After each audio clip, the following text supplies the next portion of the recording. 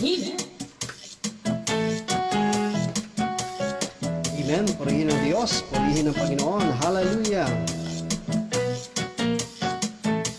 Praise God. Thank you, Jesus.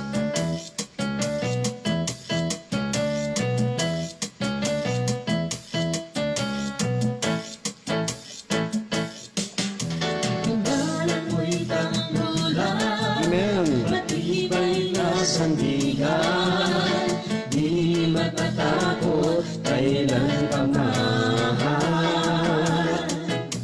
Marami ng pagsubok ako'y nararanasan, di mananamba pagkat ikaw ang kasama. Pangalan mo'y tanggulan, matibay na sandigan, di matatakot kailan pa man. Marami mang pagsubok ako'y nararanasan, di makakamba pagkat ikaw ang kasama. Wala kang mga bundok, hindi mo pa nilalala, hindi mo pa nililikha itong buong daigdigan. Ikaw Jesus ay nauna, ikaw ang Diyos na walang hanggan, kaya dapat lang na itaas ang iyong ngalan.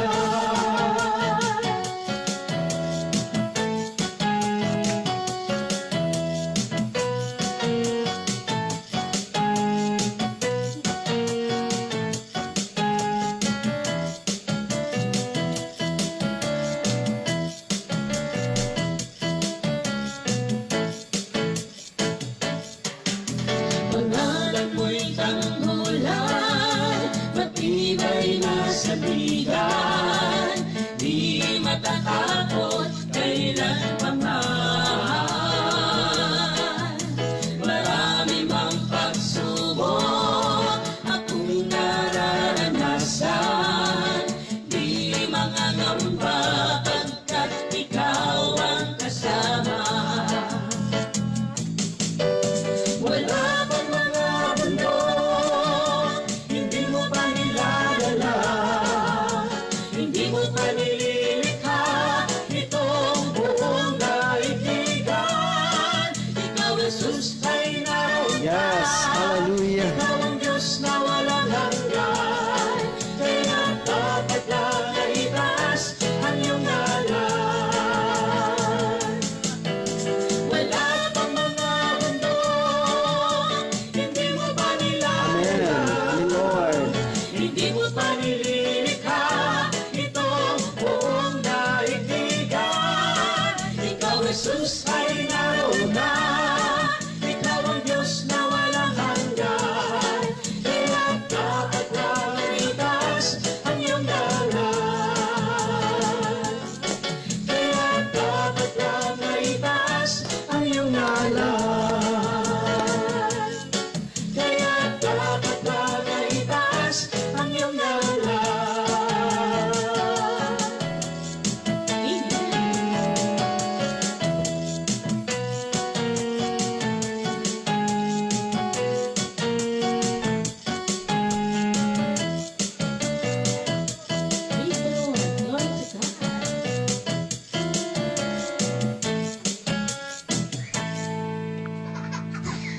Amen. Purihin ng Diyos. Ating palakpakan ng Panginoon. Hallelujah. Ayan po, salamat po sa ating po mga magigiting choir, no? Mula po sa sa ating pong Prayer Warriors Community Gospel Choir sa panguna po ni Sister Corazon at Brother Rene. Ayan. At kasama din po si Brother Albert, no? Salamat po sa Panginoon sa isa pong napakalaking biyaya na muli pong ibinigay sa atin ng Diyos sa araw na ito, araw ng linggo, kung saan ay araw po ng ating pagpupuri at pagsamba sa ating pong lumikha, ang ating buhay na Diyos. Purihin ang Panginoon.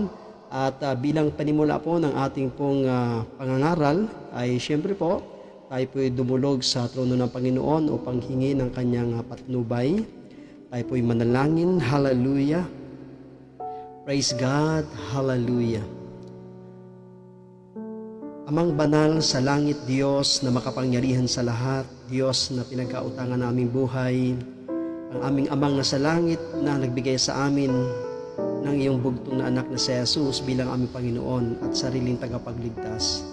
Dahil sa pag-ibig mo sa amin, ipinagkaloob mo sa amin ang buhay ng iyong anak upang kami magkaroon ng bagong kapanganakan sa pamagitan ng aming pong pagkilala, pagsampalataya at pamumuhay sa mga aral at turo ni Jesus. Salamat Panginoon sa buong maghapon na iningatan mo aming buhay. Salamat sa lahat ng mga biyaya na aming tinanggap mula sa iyo. Salamat sa kalusugan, kalakasan na aming pangangatawan. Maraming salamat, Lord, sa araw na ito na muli sumapit ang linggo ng iyong muling pagkabuhay.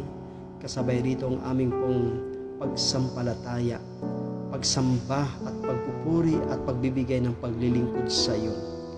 Dito po sa social media, sa aming mga kapatid na nakatunghay ngayon. Panginoon, patawarin mo kami sa lahat ng aming mga nagawang pagkukulang, mga pagkakasala sa isip, sa salita at sa gawa. O Lord, sa oras na ito ay iyo pong basbasan, pagpalain ang munting pag-aaralan at pagninilayan ng mga salita mo, Panginoon. Nawa ay bigyan mo kami ng isang puso na patuloy na mauhaw sa iyong mga salita. Magkaroon kami ng lasa sa pakikinig ng iyong mga salita, Panginoon. Pagpalain niyo po ang lahat ng aabutin ng bidyong ito, lahat ng makikinig at manood ng pag-aaral ng mga salita mo ay nawa ang iyong kapangyarihan ay dumaloy at pagalingin ang mga may sakit at karamdaman saan man sila naroon, maging sila man ay nasa mga hospital, sa mga balik ng karamdaman, ibangon mo sila, Panginoon, at pagalingin at patawarin sa mga kasalanan. O Diyos, ipinagkatiwala ko sa iyo ang lahat magaganap ngayong gabi ng pangangaral na ito ay iyong sundan ng tanda, himala at kababalaghan. At hayaan mo, Lord, na ikaw ang siyang maparangalan.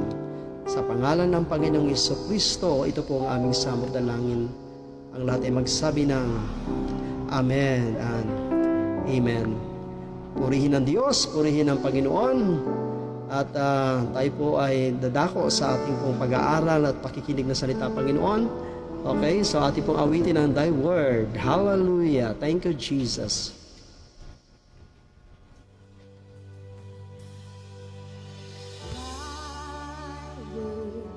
Is a lamp unto my feet and a light unto Yes, O Lord. Hallelujah. my path.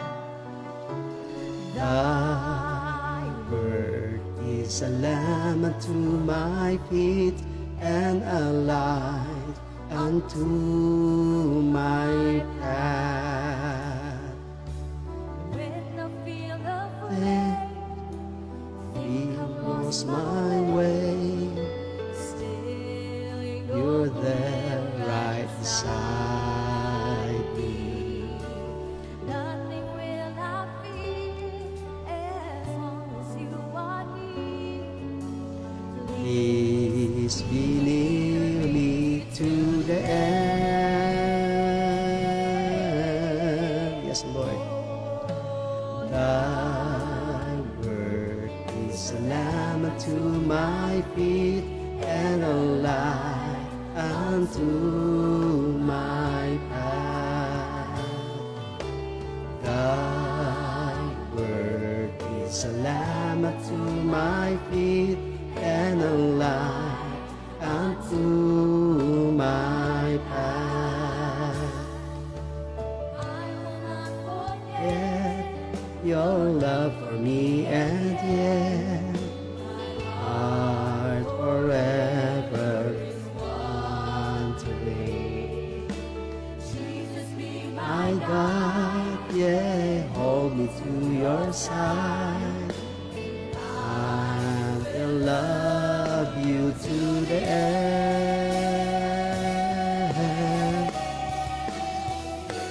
Thy word is a lamp unto my feet and a light unto my path.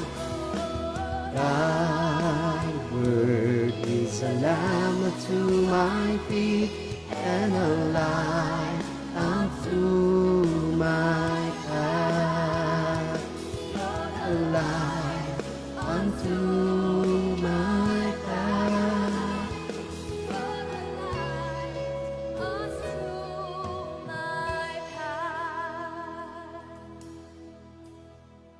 Amen. Purihin ang Panginoon. Purihin ang Diyos. Hallelujah. Praise God. Now muli po ay isa pong pinagpala at magandang gabi po sa inyong lahat at sa lahat po na nakatunghay na ating pong pangangaral ngayon dito po sa social media, sa Facebook.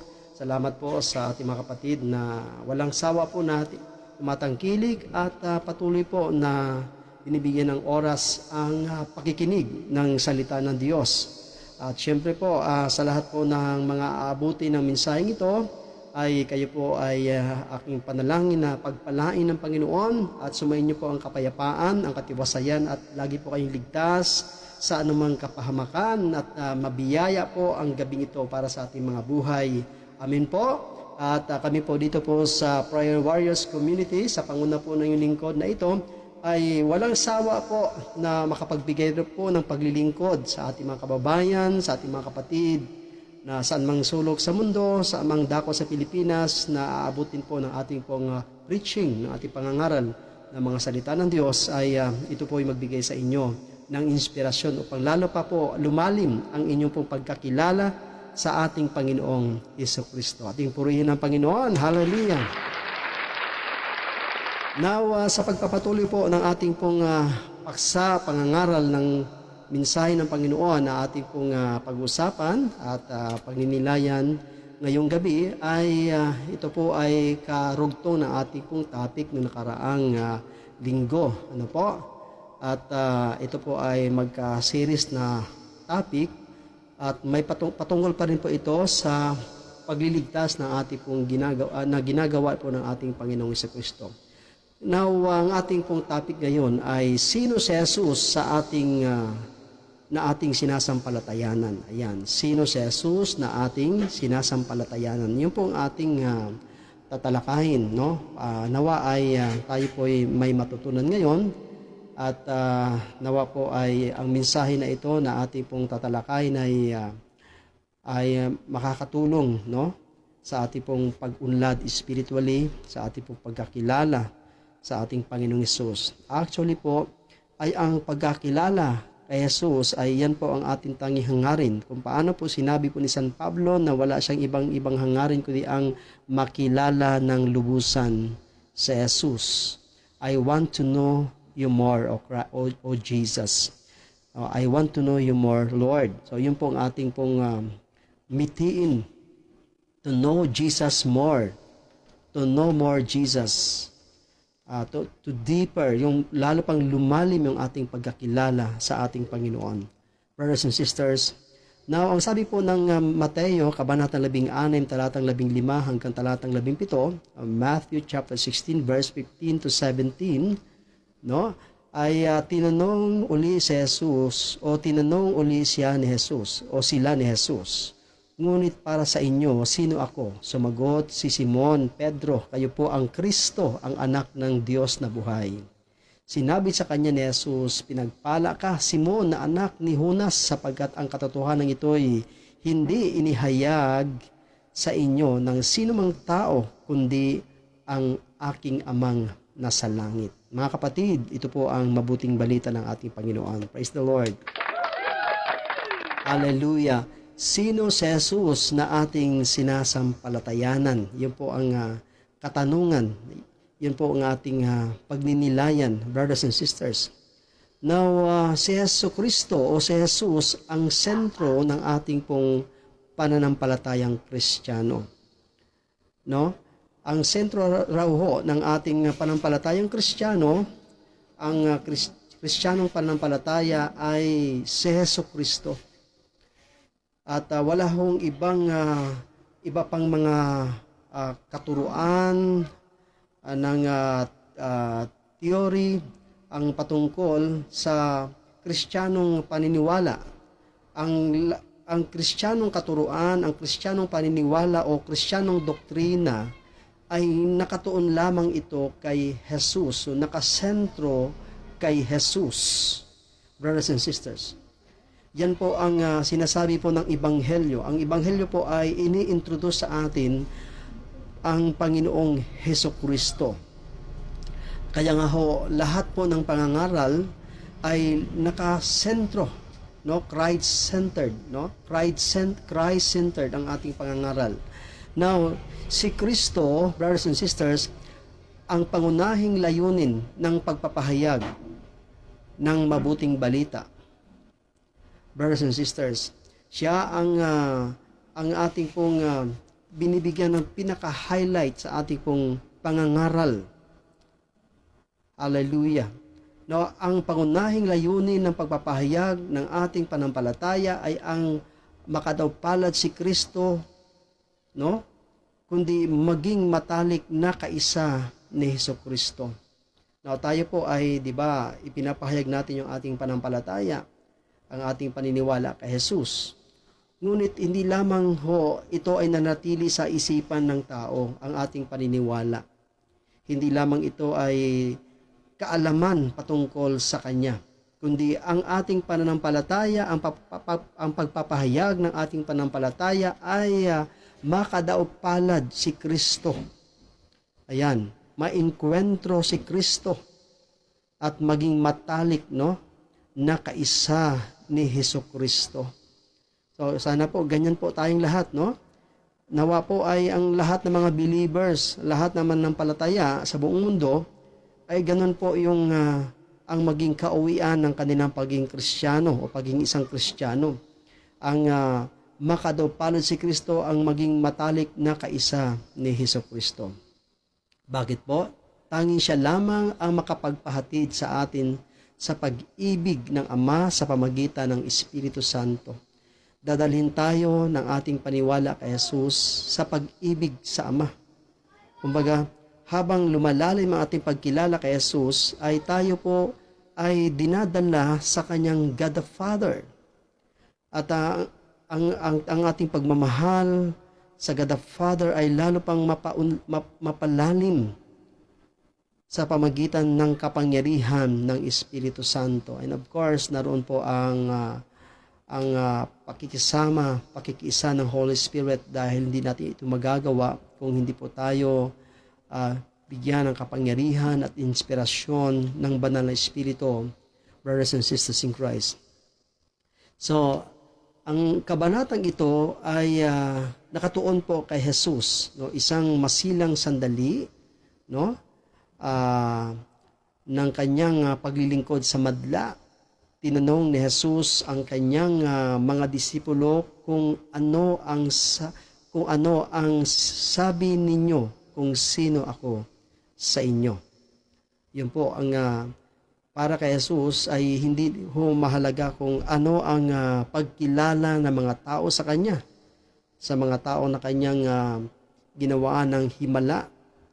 At para kay Jesus, ang importante sa Kanya ay yung mga disipulo niya, kung ano ang pagkakilala ng mga disipulo sa Kanya.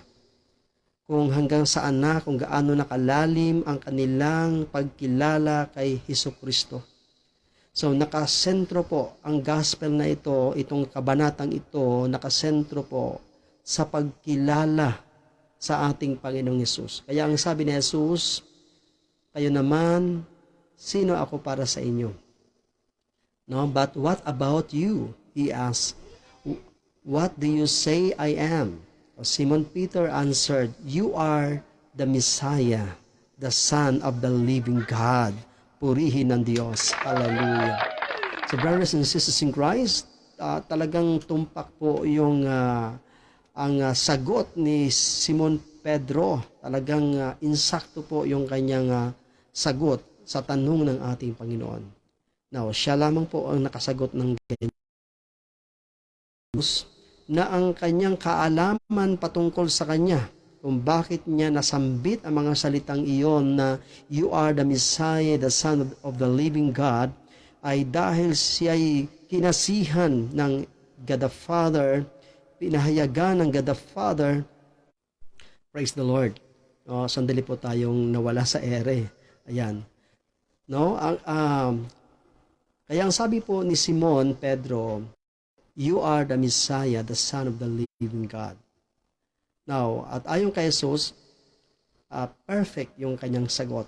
At kaya niya nasagot ng tama at tumpak dahil kinasihan siya ng karunungan ng God the Father. Ang kanyang naisagot ay galing Praise the Lord. Ayan. So, ang naisagot ni Simon Pedro ay galing sa God the Father. Ayan, ang God the Father po ang nag-reveal sa kanya, kaya niya nasagot ng tama. Na si Jesus nga ang Mesiyas, ang Son of the living God. Now, mga kapatid sa Panginoon, ngayon po ang ito ng Panginoon sa kanyang mga disipulo kung sino ako para sa inyo. Ito rin po ang katanungan ngayon sa atin ng Panginoon. No? Bilang mga disipulo, bilang mga tagasunod ni Kristo, bilang mga naglilingkod sa Panginoon, bilang mga Kristiyano, para sa ano po? Ano ho ba ang ating pagkilala sa ating Panginoon? Sino po si Jesus para sa atin? Ayan. Now, sapat na ba na tayo kumilala sa Kanya bilang Panginoon at sariling tagapagligtas? Yes. Kailangan tayo ay magpahayag ng ating panampalataya kay Jesus, no? Talagang ikino-confess natin ang ating pong paniniwala sa Kanya, brothers and sisters. Mainam po 'yon. Subalit, hanggang paniniwala lang ba ang tunay na pananampalataya? Hanggang bibig lang ba ang tunay na pananampalataya? Sapat na damang kilalanin sa pampalatayanan si Jesus, tanggapin bilang ating Panginoon at sariling tagapagligtas? Brothers and sisters, hindi po nagtatapos sa panampalatayang bibig o salita lamang ang tunay na pananampalataya. Brothers and sisters, ang kilalanin ang Panginoong Hesus ay ito po isang proseso. Kinakailangan ito'y ating pagnilayan sa ating mga puso. Ating makilala ang mukha, ang puso ni Hesukristo upang tunay din nating makilala ang ating mga sarili sa pinakamas malalim na kahulugan ng buhay. Nakasalalay po ang ating pong pagkakilala sa ating mga sarili sa pagkakilala natin kay Jesus. Brothers and sisters in Christ, kung hindi ho ganon kalalim ang ating pagkakilala sa ating Panginoon, ay hindi rin natin makilala ng lubos ang ating mga sarili bilang mga mananampalataya. No? Tinatalakay po sa Ibanghelyong ito o sa kabanatang ito ang misyon ni Hesukristo, na ang sabi nga po ni Simon Pedro, you are the Messiah. Ikaw ang Kristo. Naalala naman po natin na pag sinabing you are the Messiah, mayroong misyon. Ito ay manunubos ng sangkatauhan. Misyon, ang ibig sabihin ng Messiah, mayroon siyang gagampanang misyon sa daigdig na ito na tagapagligtas, manunubos sa sangkatauhan. Brothers and sisters in Christ, kaya ho, dapat nating maunawaan, maintindihan ang ating pong panampalataya kay Jesus. Now, ano yung mga pangunahing katotohanan ng misteryong pagkakilanlan kay Hesukristo? Una po, brothers and sisters in Christ, si Kristo ay namatay. Iyon po ang katotohanan. At ang kanyang kamatayan sa krus ay isang misteryo dahil ito yung paraan upang tayo po ay matubos sa ating mga kasalanan. Pangalawa, si Kristo ay hindi na natiling namatay at hindi siya nananatiling patay, siya po ay muling nabuhay. Sa ikatlong araw, muling nabuhay ang ating Panginoon at nabubuhay siya magpakailanpaman. Ikatlo po ay si Kristo ay muling magbabalik. Brothers and sisters in Christ, yan po ang dakilang katotohanan na ating pong makita sa misyon o sa misteryong misyon ng ating Panginoon.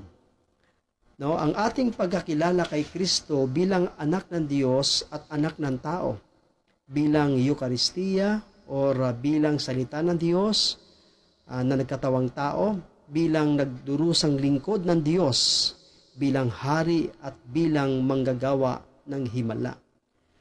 Yan po, kung ating suriin po ang apat na ebanghelyo, ay doon po umiikot ang buhay ni Jesus, no? Ipinapahayag ng ebanghelyo na si Jesus bilang anak ng Diyos at anak ng tao. Bilang Eucharistia, bilang salita ng Diyos na nagkatawang tao, bilang nagdurusang lingkod ng Diyos o bilang hari, bilang manggagawa ng himala. Kaya ang Panginoon sa kanyang pangangaral ay kasama ang kanyang hindi lang magpipreach, kundi may kasamang signs and wonders, no? And miracles ang kanyang ginawa. Siya ay nagpagaling sa maraming may sakit at karamdaman. Now, ating pong aralin ang 5 saligang prinsipyo ang makilala kung sino si Jesus mula sa kanyang ginawa, ang kanyang mapagpalang misyon. Brothers and sisters. So, 5 po yun, no? 5 saligang prinsipyo ang makilala kung sino si Jesus. No? Mula sa kanyang mga ginawa, sa kanyang mapagpalayang gawain, no? Sapagkat si Jesus ay nagpalaya siya sa atin, no? Sa mga makasalanan, sa mga inaalihan ng mga masamang espiritu, sa mga taong nasa kadiliman ng buhay, siya po ay nagpalaya, brothers and sisters in Christ.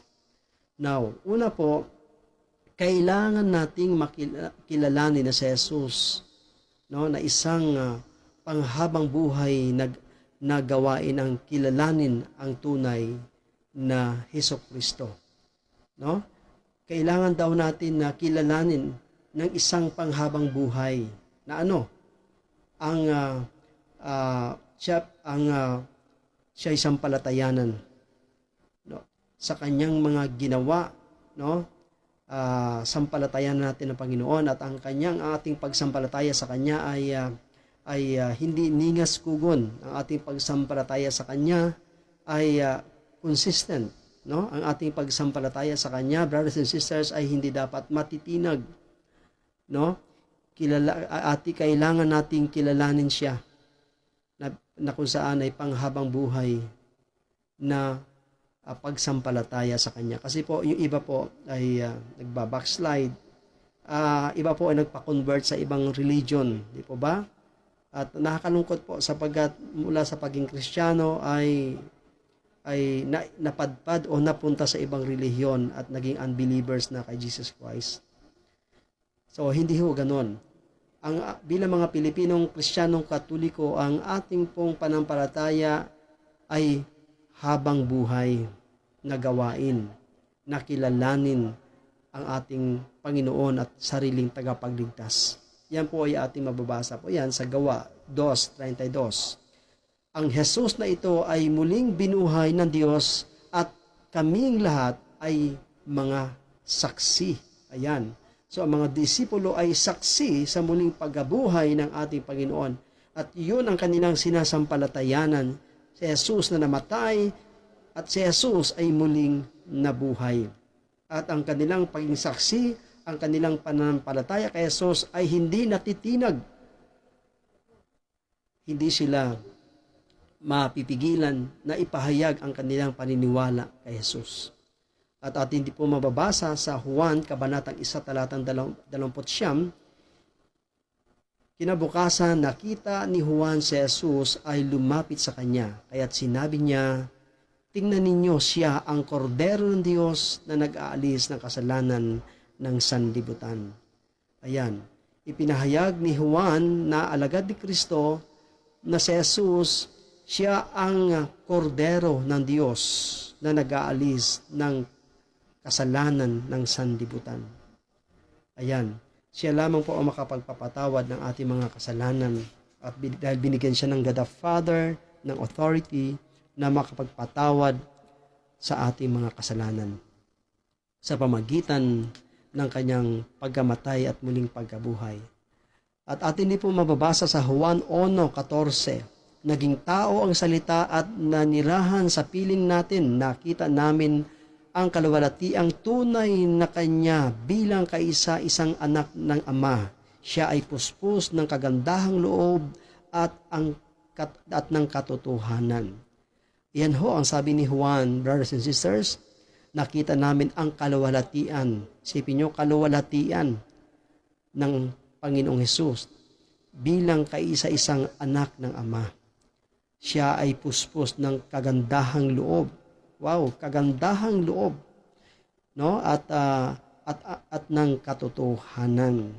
Ayan, yan po si Jesus, no?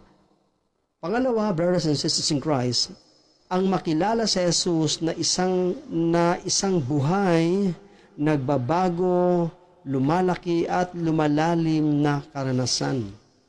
Na ang ibig sabihin ng ating pagkilala kay Jesucristo ay hindi po knowledge lamang. Sapagkat may mga tao po na hanggang head knowledge lamang yung kanilang pagkakilala kay Jesus. Hindi po ganyan. Iyan po, ang sabi dito ay ang pagkilala kay Jesus na isang buhay, nagbabago, lumalaki, lumalalim na karanasan. Brothers and sisters, hindi ito tulad ng pagkaalam ng isang bagay o ng isang impormasyon o kaalaman kung paano ginawa ang isang bagay. Diba? Ito ay isang pagpasok sa isang personal na pakipag-ugnay sa Kanya. Yan daw ang pagkakilala kay Jesus, na ikaw ay pumapasok saan? Sa personal na pakipag-ugnay sa Kanya. Hallelujah. No? At ipinapahayag ng pananampalataya ay nabubuhay si Jesus at si Jesus nabubuhay sa Kanya. Ganyan po tayo, di po ba, na mga believers? Ay ipinapahayag ng ating pananampalataya na buhay si Jesus. At si Jesus ay nabubuhay sa ating mga buhay. Kaya nga, mayroon tayong tinatawag na life testimony, di ba? Tayo po ay nagpapahayag, nagpatotoo tungkol sa mga himala na ginawa ng Panginoon. Sapagat yan po ang pananampalataya. Sabi po ng Juan 14:23, sumagot si Jesus, ang nagmamahal sa akin ay sumusunod sa aking salita. Mamahalin siya ng aking Ama at mananahan kami sa Kanya. See?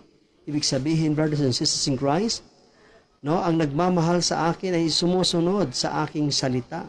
Ayan, sumusunod tayo sa salita ni Jesus. Mamahalin siya ng aking Ama, no, ang God the Father ay isa sa Kanya at mananahan kami sa Kanya. So, imagine, ang God the Father, ang God the Son ay mananahan sa atin. No? Yan po, brothers and sisters in Christ. Hallelujah. Kaya nga ho, ang makilala siya ay nagpapapaalab, no? At makapagpapalaya sa atin sa paraang hindi magagawa ng iba pang relasyon. Diba? Kasi may mga relasyon na aalipinin ka, diba ba? Na may mga relasyon na nababaon ka sa kasalanan. Ngunit hindi ganyan. Ang pakikipagrelasyon kay Jesus ay nagpapaalab sa ating panampalataya sa Diyos. Nagpapaalab ng ating pagmamahal sa Diyos at nakakapagpapalaya sa atin sa paraang hindi magagawa ng alimang relasyon. Amen po. Ikatlo, ang Jesus na ating nakilala ay parihong ang makasaysayang Jesus ay Kristong muling nabuhay na sinasampalatayanan. Ayan. Kung saan, ang sabi ng Bible, si Jesus noon, si Jesus ngayon, at si Jesus magpakailan paman. At iyon ang patutuo ng mga disipulo, at yan po ay ating mababasa sa Roma 1:3 hanggang 4. Ito ay patungkol sa kanyang anak na mula sa lahi ni David ayon sa laman. Itinalaga siya ng anak ng Diyos sa pamagitan ng kapangyarihang paraan ayon sa Espiritu ng kabanalan at sa pamagitan ng pagkabuhay muli mula sa mga patay. Siya ay si Jesucristo na ating Panginoon. Hallelujah. Brothers and sisters, si Jesucristo ay mula sa karanasan ng mga disciples at sa karanasan ng simbahan at sa karanasan natin ngayon ay si Jesus hindi ho nagbabago. Kung siya ay naghimala noong unang panahon, gumawa ng kababalaghan noong unang panahon, brothers and sisters, siya pa rin po ang Jesus na hindi nagbabago sa ating panahong kasalukuyan at patuloy na gumagawa ng kabutihan at mga himala sa ating mga buhay. Amen? Hallelujah. Brothers and sisters, pang-apat, ang makilala sa Jesus ay nangangahulugan ng pangakong susunod sa Kanya bilang Kanyang disipulo. Ayan ho. Ibig sabihin, kung talagang tayo kumikilala kay Jesus, nangangako tayo na susunod tayo sa Kanya bilang Kanyang mga disipulo. Kaya nga ang sabi ng Panginoon, kung ibig niyong maglingkod sa akin ay kalimutan ang ukol sa Kanyang sarili, sumunod sa akin. Brothers and sisters, tayo po ay nangangakong susunod sa Kanya. Now, sa mundong ito, ay madalas tayo sumusunod sa sanlibutan. Diba? Sumusunod sa uso ng mundo. Ayan, marami po sa atin ngayon nabubuhay na ang sinusundan ng mga tao ay ang mundo, ang sanlibutan, ang sariling kagustuhan.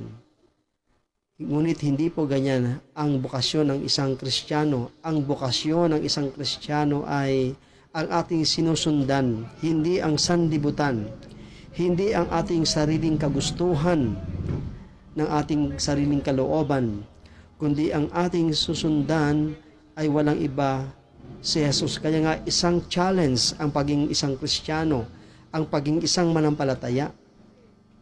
Hindi pwede na tayo po ay mananampalataya and the same time, hindi naman siya nasusunod sa ating mga buhay. Kaya nga sabi ng Panginoon, tinatawag-tawag niyo akong Panginoon, ngunit hindi naman ninyo isinasagawa ang aking kalooban. Brothers and sisters in Christ, ating mong pagnilayan ang aral na ito. Sa buhay po natin, sino po ang madalas nating sinusundan? Ano po ba ang ating talagang pinupuntarya sa buhay? No, ano ba talagang ating ginugol sa buhay, brothers and sisters? Ang magpayaman, ang mga makasanlibutang bagay, mga makasanlibutang kaligayahan, ang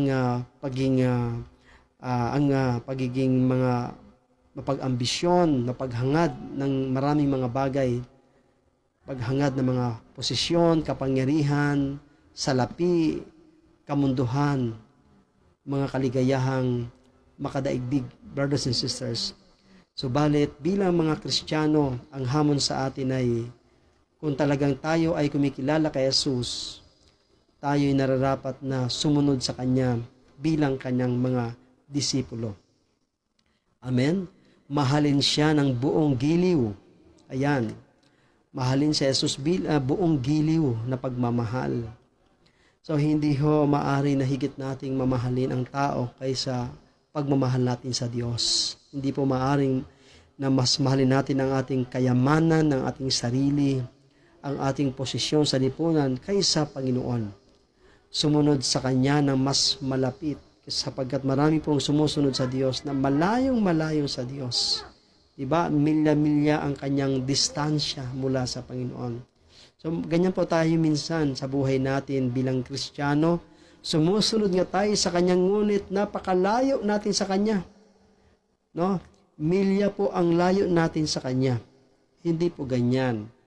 Sapagat ang nais ni Jesus na tayo po'y sumunod ng mas malapit sa Kanya, katulad ng ating mahal na Inang Birhing Maria, na siya po ay malapit sa kalooban ng God the Father. Brothers and sisters, walang katotohanan pagkilala kay Jesucristo ng hiwalay sa pagtatalaga ng sarili sa kanyang mga turo at pamamaraan ng buhay. See? Wala hong kwenta ang ating pagpapahayag ng ating pananampalataya kay Jesus. No? Kahit sabihin natin na atin siya sinasampalataya na kinikilala bilang ating Panginoon, tagapagligtas, kung ang ating namang pamumuhay ay hiwalay sa pamumuhay ni Jesus. Hallelujah. Kung ang pamamaraan ng ating buhay ay iba sa pamamaraan ng buhay na itinuturo sa atin ni Jesus. Brothers and sisters, ang makilala si Jesus ay dapat magdulot ng pagkakaiba sa ating buhay. Nagbabagong ating buhay. Kaya nga, your life will never be the same again once na ikaw ay kumikilala, sumasampalataya, naniniwala kay Jesus. Nagkakaroon ng pagbabago ang takbo ng ating buhay. Amen? Ano sabi ng Bible sa 2 Corinthians 5:17? Ang sino mang nakipag-isa kay Kristo Jesus ay isa ng bagong nilalang, wala na ang kanyang dating pagkatao, siya'y bago na, at ang Diyos ang gumagawa ng mga ito. Amen? Hallelujah. So meron bang pagkakaiba sa ating buhay mula nung tayo po'y sumampalataya, kumilala kay Jesus? Ang sabi po ng Santiago 2:17, ang lahat ng mabuti ay ganap na kaloob ay buhat sa Diyos. Mula sa Ama na lumikha ng mga tanglaw sa kalangitan, hindi siya nagbabago o nagpapakita ng bahagyang mang pagbabago. Hallelujah. Ang Diyos ay firm siya sa kanyang holiness, sa kanyang righteousness. Firm siya sa kanyang mga salita, brothers and sisters in Christ. Hindi siya nagbabago. Hallelujah. At ang lahat ng mabuti at ganap ay kaloob ng Diyos, buhat sa Diyos. So ang pagbabago natin sa sarili natin ay ito'y kaloob at buhat sa Diyos. At ang pangako ng Diyos sa ating mga buhay, sa mga sumusunod sa Kanya, ay ito'y ay maaasahan. Ang sabi po ng Bible sa 1 Korinto 8, no, talata 1 hanggang 3. Ngayon, ipinapaliwanag ko naman sa inyo ang tungkol sa pagkaing inihandog sa mga Diyos-Diyosan. Alam nating may kaalaman tayong lahat. Gaya ng sinabi ng iba, ang kaalamang ito ay nagtutulak sa tao ng maging mapagmataas. Ang nag-aakalang may kaalaman siya ay hindi pa nakakaalam ng dapat niyang malaman. Ngunit ang umiibig sa Diyos ay kilala ng Diyos. See? Ang umiibig raw ho sa Diyos ay kilala ng Diyos. Hindi ho sa dami ng ating kaalaman upang tayo makilala ng Diyos, kilalanin ng Diyos. Hindi ho sa dami ng ating pong mga ng ating nagawang legacy. Ayan. Hindi ho sa ating kasikatan, hindi ho sa ating pinag-aralan, hindi po sa ating pong mga tinapusan ang pagkilala sa atin ng God the Father, kundi ang magmahal tayo sa Kanya. Hallelujah. Doon tayo nakikilala ng God the Father kung tayo ay namuhay sa pagmamahal sa Kanya. At hindi natin magagawang mahalin ang God the Father kung hindi nabubuhay ang buhay ng Kanyang anak na si Jesus sa ating mga buhay. That's why, yan si Jesus. Inaakay tayo palapit sa God the Father. Hallelujah.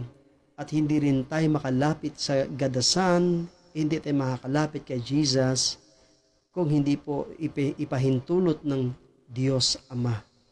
Mga kapatid ko sa Panginoong Jesucristo, sana po sa paksa na ating pong natutunan ngayong gabi o napakinggan ay ito po ay magrema sa puso natin mayroon tayong mapulot na aral na pwede nating isabuhay, ipamuhay ang aral na aking pong ibinahagi sa inyo sa tulong ng banal na Espiritu. Kaya ho, bottom line sa ating paksa o topic ngayon ay hindi ho sapat na atin lang siyang kilalanin bilang Panginoon at sariling tagapagligtas sapagkat marami hong gumagawa niyan sa iba nating mga kapatiran.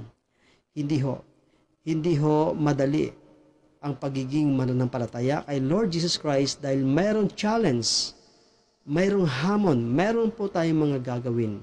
Una, inuulit ko, brothers and sisters in Christ, kailangan nating kilalanin si Jesus panghabang buhay. Ayan, Pangalawa ay ang pagkilala kay Jesus na isang buhay, nagbabago, lumalaki at lumalalim na karanasan. At ikatlo po, si Jesus na ating kilala ay parihong ang makasaysayang Jesus at Kristong muling nabuhay na sinasampalatayanan natin. Pangatlo po,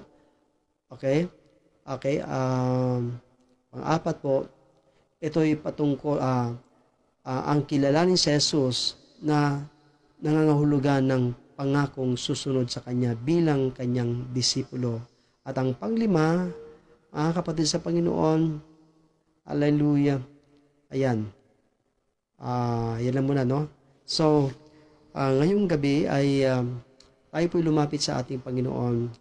Tayo po ay magnilay, muli nating balikan ang ating mga sarili, brothers and sisters. Dito po sa paksa na ating pong natutunan ay hindi lang natutunan kundi napagnilayan ay ito po ay ating hangarin na mapasa atin na mangyari sa buhay natin ang aral na ating pong napakinggan.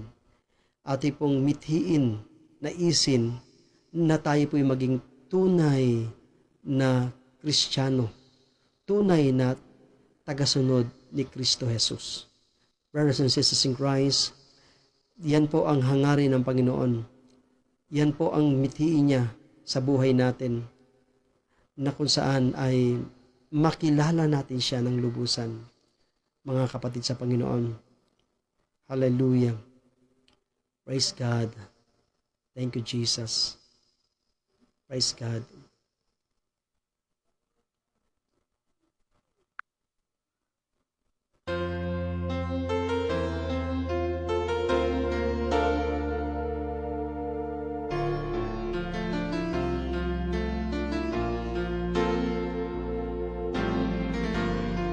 Thank you, Jesus. Just the time I feel that I've been far and the mile of sin. Just the time I feel my mind's been bold, my worldly wealth. It's when the breeze begins to blow, I know Spirit. Oh, yes, oh Lord. All my worldly wanderings just melt into His love. Oh, I want to know You more. Deep within my soul, I want to know You. Oh, I want to know You. To feel Your heart and know Your mind. Looking in Your eyes, there's a within me. Cries that say, I want to know You. Oh, I want to know You more.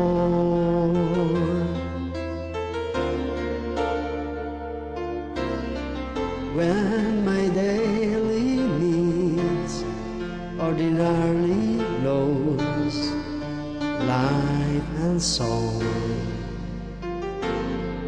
my heart begins to bleed sensitivity to him is come, and run the race, but set my own peace and face a shattered soul. But the gentle arms of Jesus want my hunger to be whole. Oh, I want to know you more. Deep within my soul, I want to know you. Oh, I want to know you. Feel your heart, know your mind. Looking in your eyes, they thought within me. Cries that say I want to know you. Oh, I want to know you. Yes, amen. Hallelujah. Thank you, Lord God. Oh, I want to know you more. Oh, I want to know you more. Lord, I want to know you more. Amen. Praise God. Tayo po'y manalangin. Hallelujah. Glory to God. Glory to Christ Jesus. Hallelujah. O Panginoon, maraming salamat po sa mensahe po, Lord, na aming pong napakinggan. Panginoon, ay tunay nga po na hindi sapat na kami po ay maniwala lamang sa iyo bilang aming Panginoon sa sariling tagapagligtas, dahil ang pananampalataya ay hindi po nanatiling kaalaman ng isipan, kundi ang pananampalataya, Panginoon, ay ito'y pakikisa, pakipamuhay na kasama ka, Panginoon. Yes, O Lord, ang kami po ay manatili sa iyong mga aral, manatili kami sa pag-ibig. Father God, dalangin namin na ang mensahe na aming pong napakinggan ay pamuhay namin, ay sa buhay namin ang iyong aral sa gabing ito. Bigyan mo kami ng lakas ng loob, kapangyarihan ng banal na Espiritu upang maisabuhay namin. Yes, sa tulong mo, Panginoon, at biyaya mo, Panginoon, lamang ay magagawa namin ang bagay na ito. Yes, O Lord, ito ang aming tanging hangarin na iyong makilala ka ng lubusan, katulad ng panalangin at mitiin ni Apostol Paul, I want to know you more. Lord, lahat po nakikinig ngayong gabi, lahat ng inabot ng bidyong ito, saan man silang panig ng mundo, ng bansang Pilipinas, ay sila iyong kahabagan abutin, palayain, pagalingin, palakasin at bigyan ng pag-asa, paghimalaan ng kanilang buhay. Nawa ay lubos kang makilala ng aming mga buhay, sapagkat without you, Lord, we can do nothing. Panginoon, maraming salamat. Patuloy mong pagpalain at palaguin ang Prayer Warriors Community. Lahat po ng miyembro, Panginoon, ng samahang ito ay patuloy mong kalingain at ipagkaloob ang lahat ng aming mga pangangailangan sa araw-araw ng aming buhay.